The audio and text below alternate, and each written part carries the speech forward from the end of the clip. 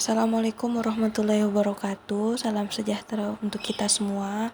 Halo teman-teman, perkenalkan nama saya Asmauliana dengan NIM 220901601028. Saya mahasiswa dari Universitas Negeri Makassar, Prodi Akuntansi Terapan kelas B. Di sini kita akan belajar bersama-sama tentang distribusi probabilitas normal sebagai tugas untuk ujian tengah semester mata kuliah statistika. Oke teman-teman, kita masuk di materi pertama, yaitu mengenai pengenalan distribusi probabilitas normal. Distribusi probabilitas normal atau sering disebut dengan distribusi Gauss atau disebut juga distribusi normal, yaitu salah satu distribusi probabilitas yang paling penting dalam statistika.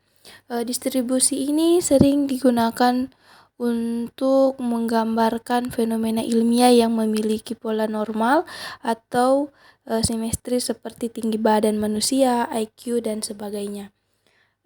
Selain itu, ada juga rumus dan parameter distribusi normal. Distribusi normal memiliki dua parameter, yaitu mean atau rata-rata dan standard deviation atau simpangan baku. Dan untuk rumus distribusi normal dapat ditulis seperti tampilan pada PowerPoint yang telah disajikan. Oke teman-teman, selanjutnya kita masuk ke pembahasan selanjutnya. Nah, sekarang kita masuk di materi parameter distribusi normal. Distribusi probabilitas normal atau sering disebut juga sebagai distribusi Gauss adalah salah satu distribusi probabilitas yang paling penting dalam statistika seperti yang saya sebutkan tadi. Distribusi ini sering muncul pada berbagai fenomena alam, sosial, dan ekonomi. Distribusi normal sendiri memiliki bentuk kurva simetris berbentuk lonceng dengan dua parameter utama, yaitu mean dan standard deviation. Parameter distribusi normal sendiri itu memiliki dua parameter penting dalam distribusi normal, yaitu ada mean atau rata-rata. Untuk penulisan mean atau rata-rata itu sendiri bisa dilihat pada tampilan monitor. Dia sedikit berbentuk U, dan standard deviation atau simpangan baku untuk penulisannya sendiri itu dia seperti berbentuk O. Mean menunjukkan nilai tengah dari distribusi normal, sedangkan standard deviation mengukur seberapa jauh data tersebar dari mean. Semakin besar nilai standard deviation, maka semakin besar pula variasi data tersebut. Nah, bisa dipahami ya teman-teman penjelasan saya tadi mengenai parameter distribusi normal. Sekarang kita masuk ke pembahasan mengenai cara menghitung probabilitas pada distribusi normal. Untuk menghitung probabilitas pada distribusi normal, kita menggunakan rumus Z-score atau standar score.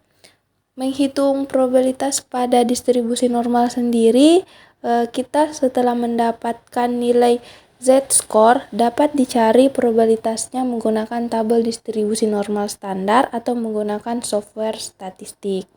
Probabilitas pada distribusi normal dapat dihitung untuk nilai tunggal atau rentan nilai tertentu. Menghitung nilai Z-score.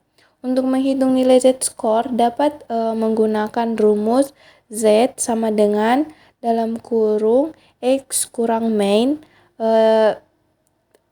garing standard deviation.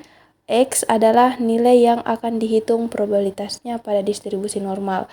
Bisa teman-teman perhatikan pada garis besar, yaitu menghitung nilai Z-score. Mungkin dari penjelasan saya tadi teman-teman bisa dipahami, dan selanjutnya kita masuk ke materi selanjutnya, yaitu tentang penerapan distribusi normal pada data real. Nah, contoh penerapan distribusi normal pada data real itu sendiri, misalkan kita memiliki data tinggi badan siswa SMA yang terdistribusi normal dengan mean 170 cm dan standar deviasi 5 cm. Kita ingin mengetahui berapa persen sih siswa yang memiliki tinggi badan di atas 180 cm. Dan dengan menggunakan tabel distribusi normal standar, kita dapat menghitung bahwa probabilitas siswa memiliki tinggi badan di atas 180 cm itu sekitar 2,28%.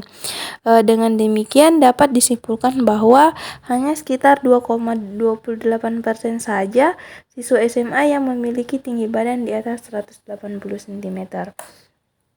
Dan untuk uji normalitas pada data itu sendiri adalah suatu teknik statistik yang digunakan untuk menguji apakah data yang dimiliki memiliki distribusi normal atau tidak.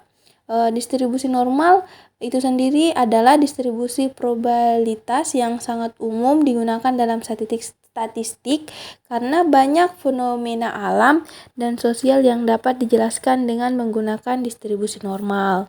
Beberapa teknik uji normalitas yang sering digunakan antara lain uji Sapir-Whorf, uji Klopfenstein-Sommerfeld, dan uji Lilliefors. Uji normalitas ini dapat dilakukan menggunakan software statistik seperti SPSS atau R. Maaf teman-teman jika agak belibet dalam penyebutannya. Dan yang terakhir kita masuk ke kesimpulan.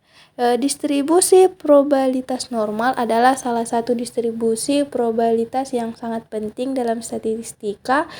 Distribusi ini memiliki bentuk kurva simetris dan sering digunakan dalam analisis data untuk menghitung probabilitas dan memodelkan fenomena alamiah.